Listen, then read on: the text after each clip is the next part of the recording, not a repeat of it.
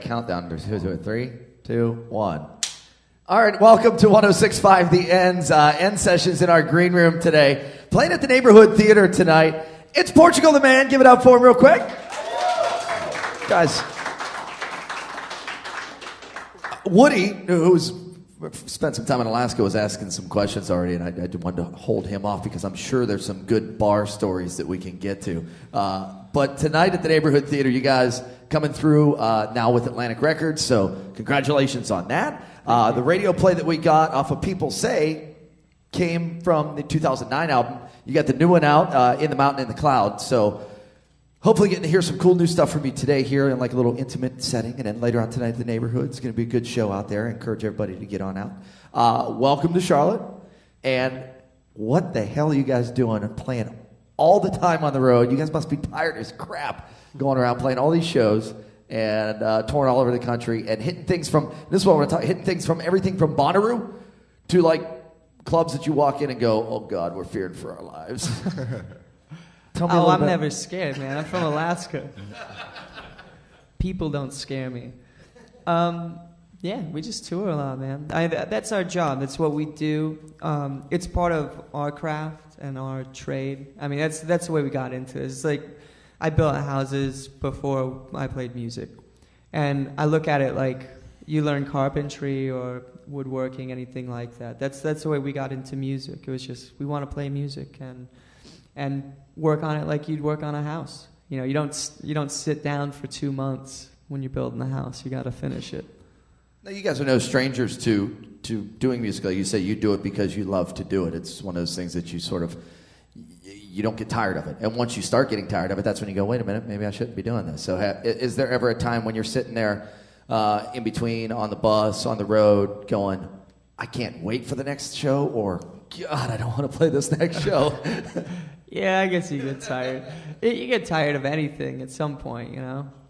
I guess the way we've always looked at it was when this band started, honest to God, I mean, things like Coachella and Bonnaroo, Lollapalooza, they were such far-off dreams that they just seemed so untouchable. You know, we would never get there. And we didn't care. We lived in a van, and we just toured. We had a rice cooker and bag of rice, and it was just, yeah, again, from Alaska. I always had a job where I could make money, and I didn't really care about that at this point. So, what was that feeling like for each of you when you stepped out at Bonnaroo and went, oh God? It was pretty crazy. The first time we did it in 2009 was definitely the most crazy experience we had as of yet in the band. There was a lot of people. There was lightning going off. We were the first band that played like after the sun came down, and the crowd was insane. It was a really, really good feeling. Yeah, literally insane. I couldn't believe I was at a festival able to watch bands. So.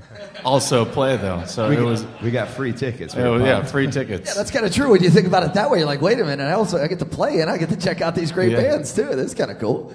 I think Lollapalooza this year was the one that scared me the most in terms of like size. I walked out, just like, holy shit. And that's where you just go, okay, pick a point way in the back and stare at it and don't look away from it. Well, it's a mass when it's that big, you know. It's not really one person, you're not looking at anybody in the eyes. So.